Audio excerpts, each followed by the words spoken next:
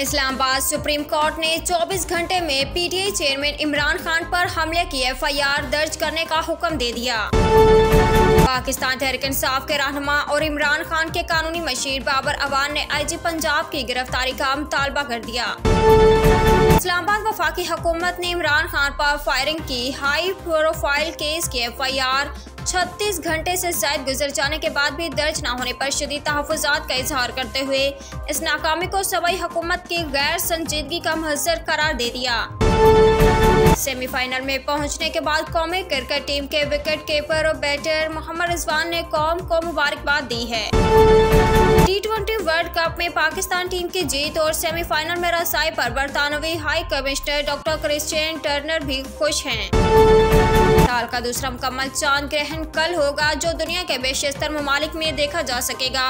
ताहम पाकिस्तान के बाज़ इलाकों में ये जज़वी तौर पर नजर आएगा। इस्लामाबाद सुप्रीम कोर्ट ने अरशद शरीफ की वालिदा के खत पर कार्रवाई शुरू कर दी और कहा कीनिया गए हुए कमीशन से रिपोर्ट तलब कर रहे हैं। कानून नाफिज करने वाले अदारों का रात के वफाकी दारुल हुकूमत इस्लामाबाद में इजलास हुआ, जिसमें पाकिस्तान तहरीक इंसाफ के अहम रहनुमाओं के खिलाफ क्रैकडाउन का फैसला किया गया।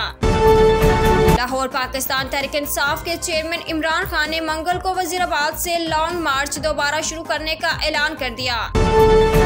वज़ीर-ए-आज़म शहबाज शरीफ ने मुतालबा किया है कि इमरान खान के इल्ज़ामात की तहकीकात के लिए chief justice of Pakistan full court तश्कील दे।